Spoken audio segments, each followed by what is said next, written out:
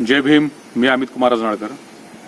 काही दिवसांपूर्वी पाठ्यपुस्तक महामंडळातर्फे मनुस्मृती आणि भगवद्गीतेचे श्लोक हे शालेय पाठ्यपुस्तकामध्ये समाविष्ट करण्याबद्दल निर्णय झाला असे कळाले. त्या निर्णयाचा सर्वप्रथम मी निषेध व्यक्त करतो. ज्या मनुस्मृतीनं भारतातल्या 85% जनतेला म्हणजेच SC, ST, OBC, SBC, NT, VJNT, महिला आणि कुणबी समाज या सर्वांचे हक्क हे हिरावून घेतलेले होते. त्यांना स्वातंत्र्य नव्हतं. तर ही मनुस्मृती पुन्हा एकदा शालेय पाठ्यपुस्तक याच्या माध्यमातून समाजामध्ये आणायची आणि सामाजिक विषमता पेरायची, सामाजिक जातीभेद करायचा हा डाव या सरकारचा दिसतोय. त्यामुळे याचा मी सर्वप्रथम निषेध व्यक्त करतो. काही दिवसांपूर्वी जितेंद्र आव्हाडनी आंदोलन करताना मनुस्मृती लिहिलेला कागद, त्यावर बाबासाहेबांचा फोटो देखील होता, तो फाडला.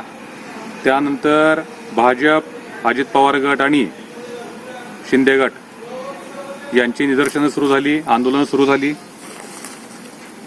त्यामध्ये त्यांनी आंदोलन करताना त्यांच्यातल्या एकाही कार्यकर्त्याने मनुस्मृतीचा विरोध केला नाही.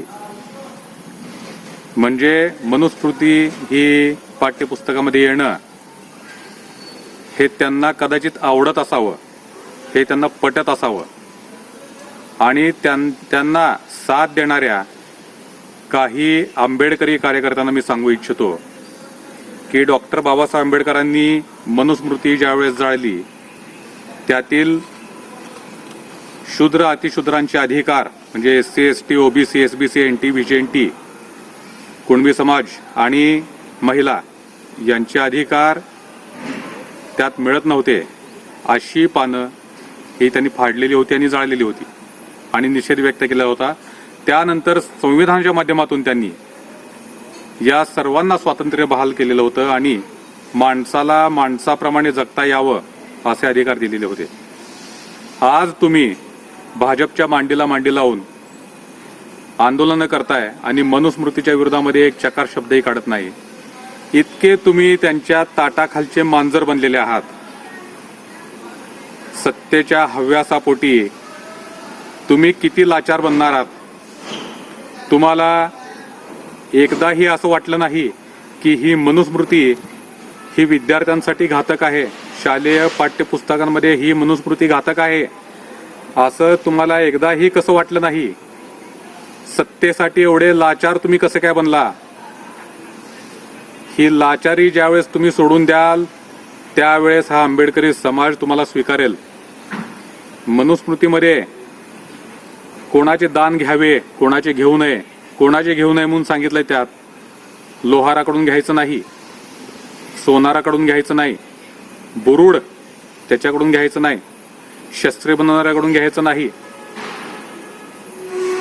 धनगराकडून घ्यायचं नाही, कुणब्याकडून घ्यायचं नाही. त्यानंतर तेली एक तेल घाणा चालवणं म्हणजे 10 कुंटण खाणे चालवण्यासारखं आहे असं त्या मनुस्मृतीत लिहिलंय. आणि त्याचा पुरस्कार तुम्ही करताय, याची तुम्हाला लाज वाटली पाहिजे. सोनाराचं खाल्ल्याने वाईट परिस्थिती येते, चांबाराचं खाल्ल्याने अपमान होतो, ही अशा प्रकारची वाक्य त्यामध्ये लिहिली गेलेली आहेत, जे तुम्हाला माणसाप्रमाणे जगू देत नाहीत. अशा गोष्टीचा जर तुम्ही पुरस्कार करत असाल तर तुमच्यासारखे नालायक कोणी नाही. आत्ताच तुम्ही या सगळ्यातून बाहेर पडणं गरजेचं आहे. डॉक्टर बाबासाहेब आंबेडकरांचा क्रांतिकारी मार्ग निवडा आणि भाजपच्या विरोधामध्ये तुम्ही मनुस्मृतीचा विरोध हा खुलेआमपणे करा. जी गोष्ट तुमच्याकडून झाली नाही ती आज होते. मनुस्मृती या ग्रंथाला सामाजिक मान्यता नाही. 10 वर्षापूर्वीच राज्य सरकारने मनुस्मृतीच्या पुस्तक विक्रीवर, पुस्तक छापण्यावर बंदी घातलेली आहे. त्या कारणामुळे मनुस्मृतीचं पुस्तक जरी मिळालेलं नसलं तरी हा मनुस्मृती लिहिलेला हा जो कागद आहे, तुमच्याकडून ही गोष्ट अपेक्षित होती. अजित पवार गट, शिंदे गट आणि भाजप, तुम्हाला बाबासाहेबांबद्दल एवढं प्रेम होतं ना, तर तुम्ही मनुस्मृतीचा विरोध का नाही केला? मनुस्मृतीचा विरोध तुम्ही हे अशा प्रकारे मनुस्मृती लिहिलेलं हे फाडून तुम्ही निषेध व्यक्त करायला पाहिजे होता. जी हिंमत तुमच्यामध्ये नाही. तुम्ही भाजपचे लाचार गुलाम झालेले आहात. या गुलामीतून बाहेर या, अन्यथा ही आंबेडकरी जनता येत्या निवडणुकीमध्ये तुम्हाला जवळ करणार पण नाही. आणि तुम्ही जर कुठे जवळ आला तर तुम्हाला धुडकावून लावेल.